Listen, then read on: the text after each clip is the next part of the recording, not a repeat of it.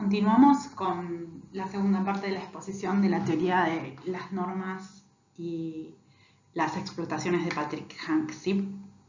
En la presentación anterior habíamos enmarcado un poco la teoría de Hanks en relación con su teoría del significado, sus concepciones sobre el significado, y habíamos ya empezado a presentar las nociones de norma y de explotación. ¿Sí? En esta segunda parte nos vamos a centrar sobre todo en la noción de norma, vamos a empezar a ver un poquito la noción de explotación y en la última parte, la que sigue, vamos a ver la noción de explotación.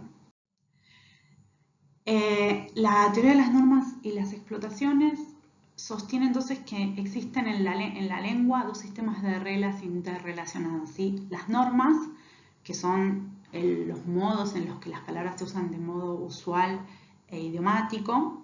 ¿Sí? Pensemos en el ejemplo de una persona, humano, aspira, la alfombra, el piso, ¿sí? Y un set léxico bastante limitado. ¿Sí? Y las explotaciones. En el capítulo 8, del que ustedes tienen que leer una selección, Hanks intenta una tipología de explotaciones que está todavía a prueba. Una de esas maneras, y la que nos va a interesar a nosotros por el problema de la materia, es la metáfora. ¿Sí? La metáfora sirve para explotar normas. Las explotaciones, dice Hanks, permiten a los usuarios decir cosas nuevas, ¿sí? Y son parte de la creatividad lingüística. Ya vamos a ver por qué. Porque de hecho lo que puede empezar como una explotación a lo largo del tiempo se puede fijar como una norma, ¿sí? Cuando pasa el tiempo. Y de hecho, si ustedes leyeron o cuando lean el capítulo 6, la selección del capítulo 6, van a ver que justamente es lo que pasó con los equivalentes en el inglés de entusiasmo y condescendencia. ¿Sí?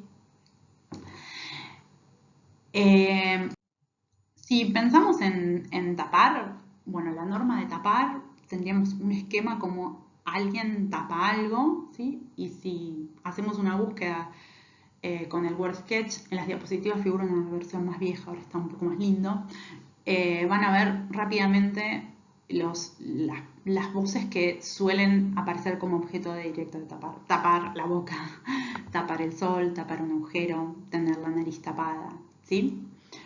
Estas colocaciones, junto con el significado de tapar, ¿sí? Que bueno, tiene varios, pero por cada significado habría una norma, ¿sí? En la norma se explicitarían las colocaciones de tapar. Por otra parte, la norma de tapar, o las normas de tapar, son diferentes de las de cubrir, aunque en principio podríamos pensar en que son sinónimos, ¿sí? Si hacemos la comparación usando el sketch difference entre tapar y cubrir, vamos a ver que cuando como sujeto los dos suelen compartir que la luna tapa algo o la luna cubre algo, las nubes tapan algo, cubren algo, pero que los árboles tapan más que cubre y la garantía cubre y no tapa, ¿sí?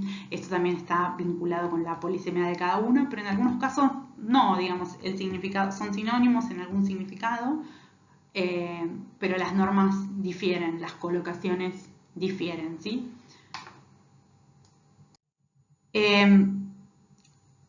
Justamente la noción de norma y de explotación explica un poco estos dos principios que planteó John Sinclair que están en tensión. Por un lado, el principio de opción abierta, es decir, que podemos elegir bastante libremente qué decir, ¿sí? Hasta donde la gramática nos lo permita.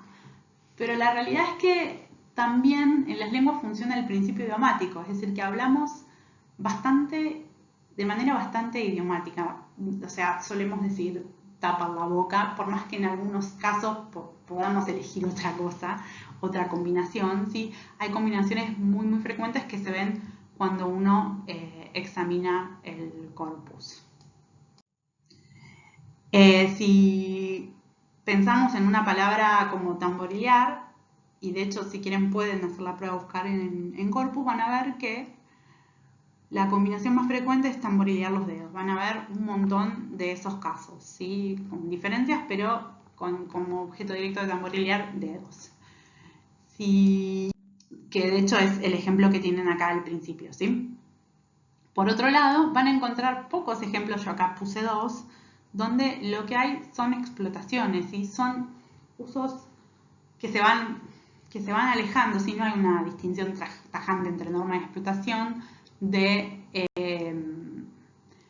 la norma de tamborilear, ¿sí? Por ejemplo, tamborilear un trío de dados o tamborilear los dados, ¿sí?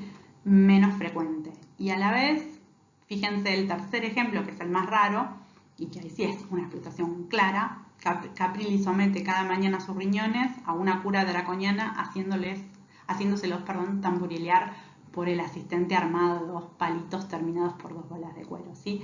Ahí hay un cierto cambio de significado también. Y cierto cambio fuerte en la colocación, ¿sí? A la larga, esta modificación, esta explotación de la norma podría triunfar y convertirse a la vez en norma. De hecho, es lo que pasa, ¿sí? ¿Qué es una norma? Bueno, las normas son prototipos de uso asociados con un comportamiento prototípico, ¿sí? Sintáctico y colocacional, y con un significado también prototípico. Es decir, una palabra polisémica tiene varias normas según los significados que tenga, ¿sí? ¿Qué es una explotación? Bueno, una explotación es una desviación que puede ser de diferentes tipos y suele ser metáfora, de hecho es el recurso más frecuente respecto de una norma. En la siguiente diapositiva tienen un ejemplo del verbario, ¿sí? De cómo sería, por ejemplo, la norma de abrigar. Verbario es un proyecto que lleva adelante Irene Renaud, que es española pero trabaja en Chile, y que intenta hacer un diccionario, si quieren, de normas, que tiene distintas aplicaciones, fundamentalmente computacionales, y para la explotación de datos léxicos. Fíjense que los autores del verbario plantean 3 normas para abrigar, según su significado, ¿sí? Un humano abriga a otro humano, una prenda o una tela abriga a nada, abriga, no sé, el pullover abriga, y un humano abriga una emoción, ¿sí? Juan abriga esperanza. Si nos ponemos a analizar concordancias de abrigar, vamos a ver que podemos adjudicar a distintas concordancias distintas normas, ¿sí? Pueden pausar el video y hacerlo ustedes. Yo acá intenté hacerlo, en algunos casos con duda, porque les decía, a veces no es seguro. Puse un número para ver a qué norma se correspondería esa concordancia, ¿sí? En algunos casos es claro, pero van a encontrar en la segunda diapositiva desviaciones, ¿sí? Lo que podemos llamar explotaciones. Por ejemplo, abrigados por la belleza de las montañas, se ocultan los serenos valles del Palar Soberano, ¿sí? Ahí no tenemos una correspondencia directa con la norma, ¿sí? La belleza no es en principio algo que pueda abrigar, sino que hay una desviación de esa norma, hay una explotación, ¿sí? Lo mismo en el ejemplo 21, a la poesía hay que abrigarla como un tesoro que alimenta el espíritu. En la pantalla tienen otra vez la versión vieja del Word Sketch de decapitar, que nos da las colocaciones más frecuentes, cuáles son los objetos directos más frecuentes de decapitar la cúpula, decapitar la tiranía, decapitar la estatua, decapitar al rey, y los sujetos también, y la relación que es bastante útil, IO, ¿sí? Decapitar, IO, desmembrar, decapitar, IO, mutilar. En base a esto y un poco de más trabajo examinando las concordancias, podríamos plantear las siguientes normas de decapitar. Por ejemplo, un humano decapita a un animal subsume, ¿sí? A humano. separar la cabeza del resto del cuerpo de otra persona o animal, sería el significado. Y tendríamos un set léxico, un conjunto de palabras que suele ocupar la posición humano, la primera posición, típicamente un verdugo o un soldado decapita a un rehén, a un enemigo o a un pollo, ¿sí? Y por el otro lado, un segundo significado de decapitar tendría otra norma asociada, cuyo significado es remover a los dirigentes o líderes de un grupo o una institución, y el patrón sería humano decapita a organización. ¿Sí? Ahí tiene un ejemplo que lo ilustra. La Guardia Civil acusa al interior de frustrar la decapitación de la ETA. ¿Sí? Y el set léxico sería, bueno, un humano, ahí no está precisado para la primera porque podría ser casi cualquiera, decapita al movimiento, a la cúpula u otras, ¿sí? Son las más típicas. Pero si examinamos concordancias, veríamos inmediatamente que, si bien esos son los usos más típicos, aparecen otros, ¿sí? Por ejemplo, una metáfora como utopías decapitadas, ¿sí? Ahí la utopía no corresponde no encaja, si quieren, en los patrones anteriores, pero sí es comprensible y sí aparece, ¿sí? Y también sí se entiende en relación con un uso desviado de esa norma. Y en el segundo ejemplo lo mismo, quizás todavía más extremo, hay un juego entre cabeza y decapitar, obviamente, y una cabeza que con su sola presencia decapitaba a las otras. ¿Sí? También ahí tenemos una metáfora, las hacía desaparecer. Como les decía hace un ratito, las normas cambian con el tiempo, y en el texto que ustedes tienen que leer, en el capítulo 6, Hanks trabaja cuando da la definición de norma, cuando presenta la definición de norma, que aparece también en otras partes del texto, sobre una inscripción del siglo XVIII, ¿sí? En el que, si ustedes la leen atentamente e incluso la traducen, suena contradictorio, ¿sí?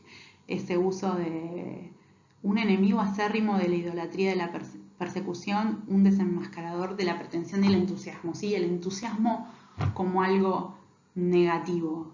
No sería un uso, por lo menos un uso normativo de hoy. Y lo que hace Hanks en ese capítulo es ir viendo qué pasó con el modo en que se usaba el entusiasmo, con la norma de entusiasmo en la época en el siglo XVIII y antes, y cuál es la norma que toma Jane Austen en sus textos. Y eso ayuda también a caracterizarla a ella como escritora, pero además nos habla también de la importancia de estudiar en detalle el significado de las palabras en relación con la época y contextos de la época, ¿sí?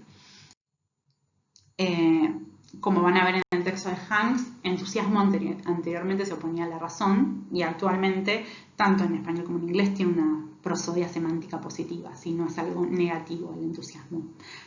Y a la conclusión a la que llega Hanks es que Jane Austen usó tanto entusiasmo como la otra palabra, que obviamente la pueden leer, pero trato de ponerles lo obligatorio como obligatorio porque sí que hay muchos que se angustian pensando que les podemos preguntar, y bueno, ya la situación es bastante angustiante de por sí como para sumarle más tensión, pero obviamente los invito a leer todo el capítulo, ¿sí? Las dos las usó con su norma emergente, ¿sí?